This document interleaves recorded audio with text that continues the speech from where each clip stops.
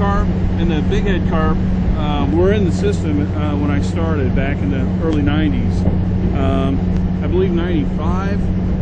We started seeing higher numbers, and around 2000 it really jumped up. So I hate to call it a success, but for the fish it certainly was. They did really well. I've heard some of the locals tell me they've seen them jump in the dam at Bernadotte, so they're definitely upstream and up those tributaries. So it only makes sense that they can make it to the Great Lakes and beyond. Well, we have them, and you don't want them, and here's the data.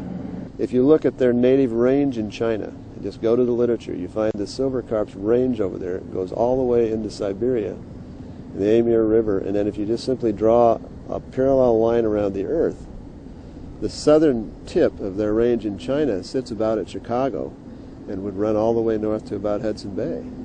And so, I mean, the flag is there. It immediately goes up because it has the potential of upsetting the entire salmon fishery. When you're talking about food chain issues and a large critter like this that consumes a lot of food with a tremendous biomass, that takes a tremendous amount of food out of the water, and it has to come from somewhere.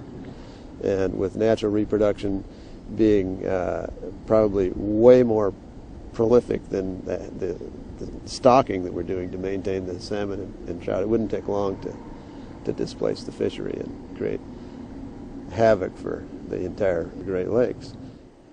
We're here on the Illinois River because the Asian carp is proliferated in great numbers in this tributary to the Mississippi River. Carp are migrating north towards the Great Lakes because they're a cold water seeking fish, and the threat that they pose to the Great Lakes being just enormous planktivores.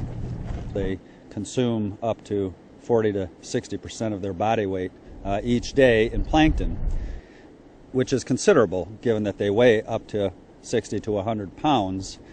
Of course, plankton constitutes the bottom of the food chain for every other fish species that lives in the Great Lakes and indeed in the Illinois and Mississippi rivers.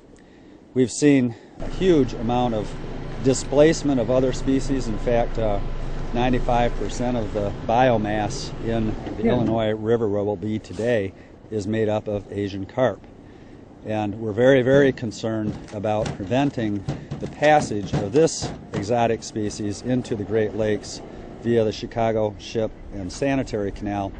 We have an electrical barrier that's been installed in that canal in an effort to prevent that passage.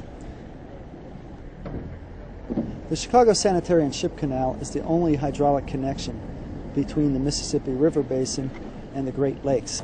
That makes it a very important place in terms of exchange of nuisance species such as the Asian carp. An electrical barrier is desirable because it can restrict the movement of fish, but it doesn't restrict the flow of water or movement of boats in the canal.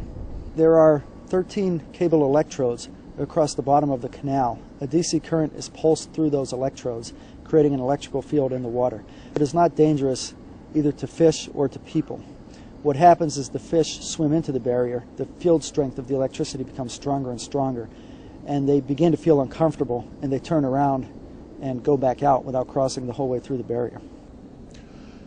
There was never a project on this scale conducted before. So this is a one-of-a-kind attempt to create a barrier like this. For once, we actually have an opportunity to take some action before a species invades the Great Lakes. We've been battling the sea lamprey for 50 years, and we spent in upwards of $250 million in direct costs just to battle the sea lamprey. They said the cost of dealing with zebra mussels alone are in the billions of dollars. So when you think about the fact that a barrier on the Chicago Sanitary and Ship Canal, which could cost about $8 million, it's a lot of money. But when you weigh that against what the impact would be on the Great Lakes if these fish get in, and it's an easy choice. So, you know, the investment that we make on the Chicago Sanitary and Ship Canal to keep the species from migrating into Lake Michigan is a very sound investment. The Asian carp, to me, has actually been something that's undone what I and my colleagues have tried to do for the last 20 years. We were looking at trying to remove dams, open up floodplains, in other words, expand habitats for native fish. and now these things come along, and we got to second think all that.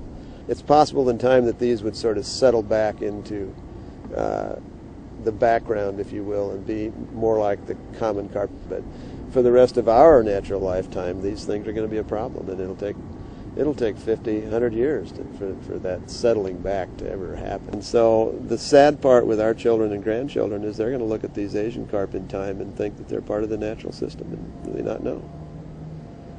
And that's really sad.